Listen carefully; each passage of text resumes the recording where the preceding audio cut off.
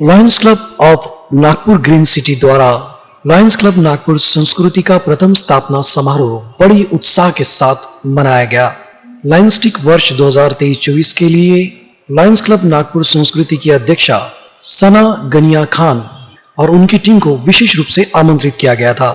इस समारोह में मुख्य अतिथि और स्थापना अधिकारी के तौर पर Balbir Singh Vij MJF district governor प्रमुख रूप से उपस्थित थे। वहीं मुख्य वक्ता के रूप में डॉक्टर राजेव माधवजी भोसले एमजेएफ पीएमसीसी ये भी उपस्थित थे।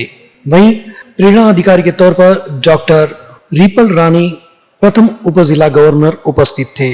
साथ ही region person Arun Kulkarni MJF, zone chairperson Ajay Singh MJF, इसके अलावा प्रेसिडेंट राम कुशलानी, सचिव आरजे सलूजा और साथ ही कोषाध्यक्ष अल्पेश देशमुख प्रमुख रूप से उपस्थित थे।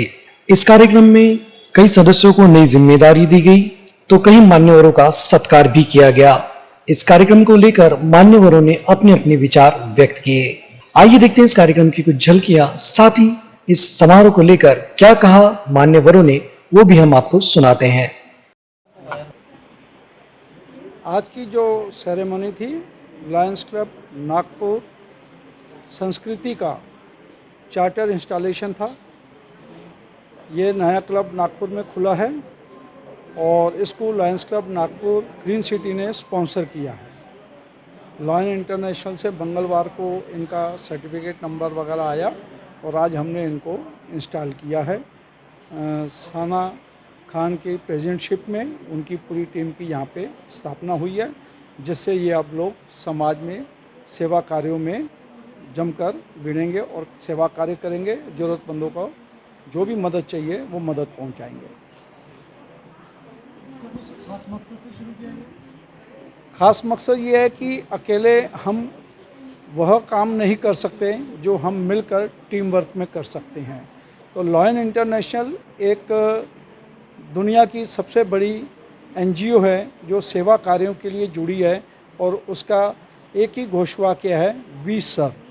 सिर्फ सेवा कार्यों के लिए जुड़ी है और पूरी दुनिया के 212 देशों में जहाँ कहीं भी विपदा होती है सबसे पहले लायन इंटरनेशनल अपनी सेवाएं वहाँ पे पहुँचा देती है।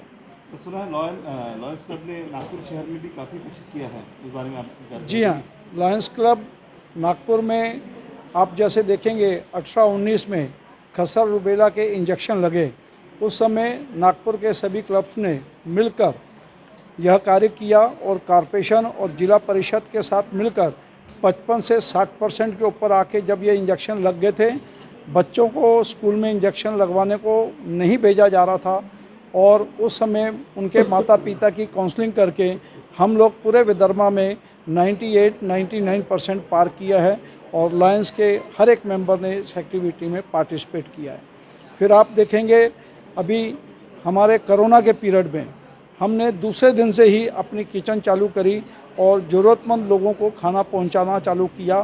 इवन एक हादसा ऐसा था कि खाली ट्रेन दिल्ली से केरला जा रही थी, वो रेलवे का जो स्टाफ उसके अंदर 50-60 लोग थे, उनको खाने के लिए दिल्ली से कुछ भी नहीं मिला और हमारे को फ़ोन आने के बाद हमने रात को नागपुर रेलवे स्टेशन पे 1:30 से 2 बजे जाके उनको उस समय का भी खाना दिया और अगले सफ़र के लिए भी खाना दिया और कम से कम रोज़ 3000 लोगों को हम अपनी नागपुर कम्युनिटी किचन से जो लायंस ने बनाई थी उससे 3000 लोगों को रोज़ हम 45 दिन तक खाना देते रहे।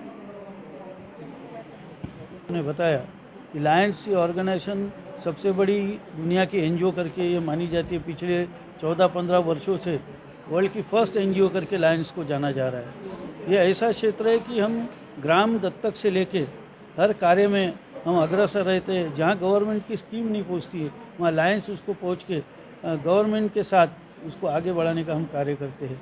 सेवा कार्य में आप जानते हैं, जो भी से आपने सब सुना है, मैं बहुत ज़्यादा बोलना नहीं चाहूँगा, पर ये एक ऐसी संस्था है जिसमें एक पारिवारिक जुड़ के काम करता है। सिर्फ मेंबर्स नहीं, हम परिवार के साथ मेंबरशिप बनाते हैं। आज आपने यहाँ देखा होगा और ये परिवार के साथ बनाने का महत्व ये रहता है कि लायंस में क्या सेवा करते ये अपने परिवार को भी मालूम होना चाहिए और इसके लिए वो भी इसमें पूरा सहयोग दे।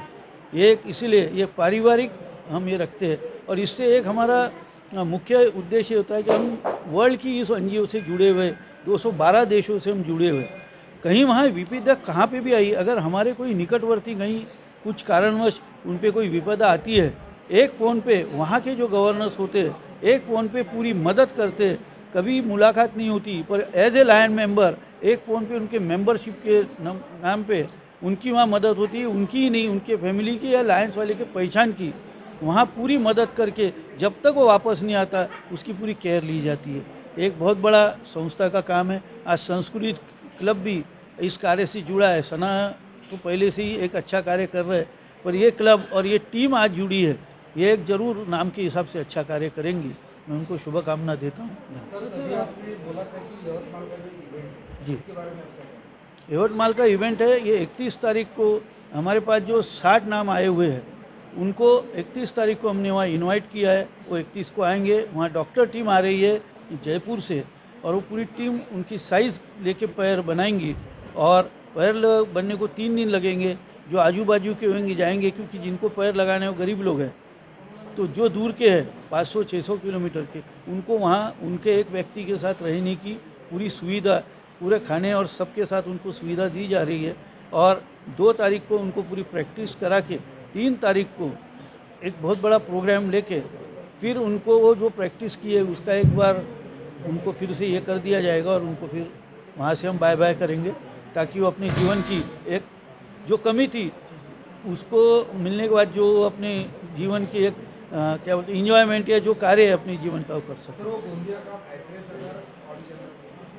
गोंदिया का एड्रेस जो है ये जैन मंदिर गोंदिया में एक बहुत बड़ा जैन मंदिर है, वहीं पे रहने की भी व्यवस्था उन लोगों की है, खाने की, और वहीं पे एक ये आयोजन होने वाला है। तो आप अपने इसके द्वारा सूचना दे सकते हैं।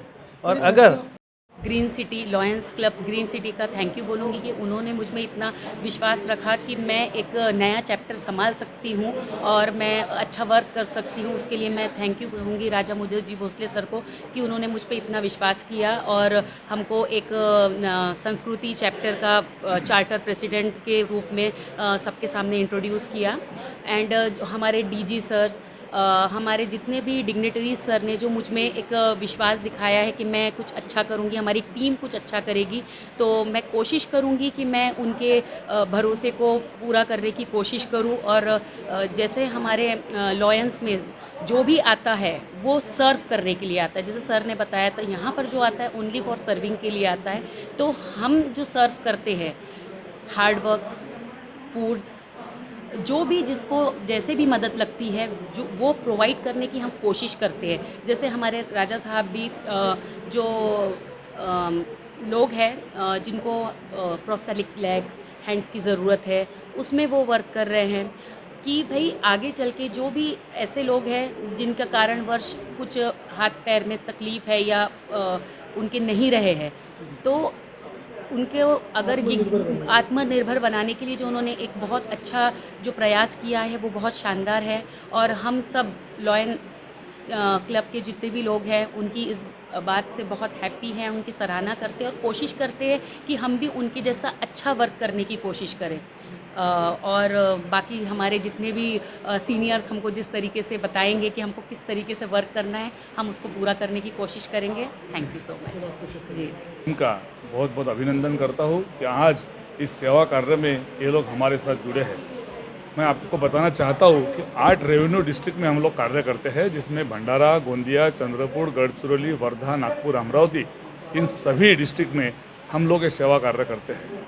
हमारा जो कार्य है वो अधिक